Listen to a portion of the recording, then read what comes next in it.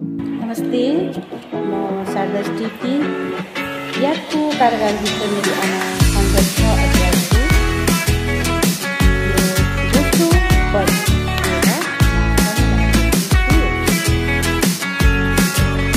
योभन्दा अघि 13 तारिक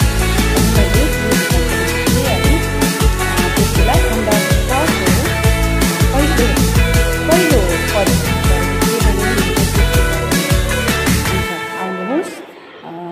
यादको कारागारभित्र मेरी आमाको खण्ड 6को दोस्रो पद पढिरहेको छु। बोल्दी हुन् आज आकाशको उज्यालो किरणसँगै, हाँस्दी हुन् उनी बारीको दिनमा, एक अङ्गालो गुलाबसँगै एक अङ्गालो गुलाबसँगै लुनुलाई जितिसकेकी उनी, माया मुखलाई खुसिसकेकी उनी, मुद्दाको विजयी मुस्कानमा हिँड्दी हुन्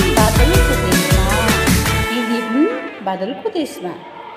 ईसाको जस्तै अनन्त प्रेम बिसाउँदी हुन् ती हरिया पातमा, बिसाउँदी हुन् ती हरिया पातमा। बिहानीको कल्कलाउँदो चितमा रिसा ईर्ष्या सबै नै त्यागी दिन्थी भन्दै हमार प्रेममा, दिन्थी भन्दै हमार प्रेममा मेरी आमा।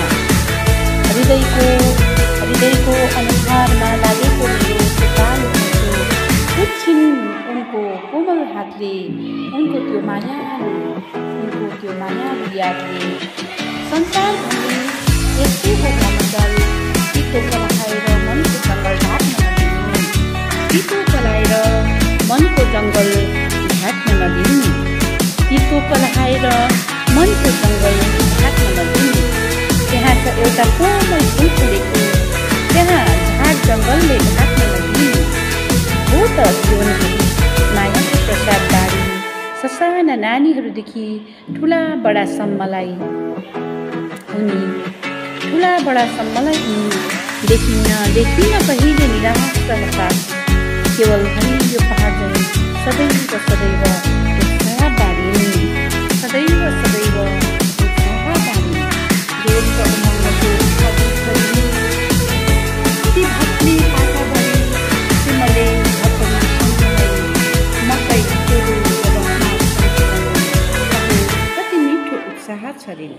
अहो कति मिठो उत्साह छरिन्।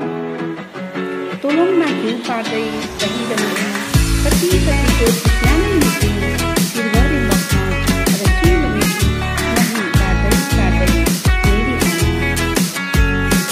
रसिलो मिठो बाँड्दै मही गाड्दै मेरी आमा।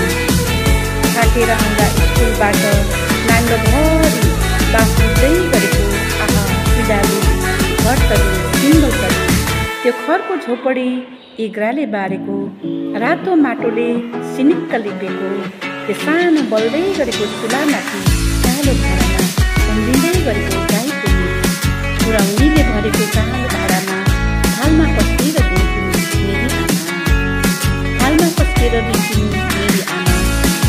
हिमल तरुण र दुध मठमा स्वर्गीय सुख भोग गर्थे उनको माया। आज म यति नै पढिरहेको छु। फेरि अर्कोपल्ट हजुरहरूसँग भेट हुनेछ।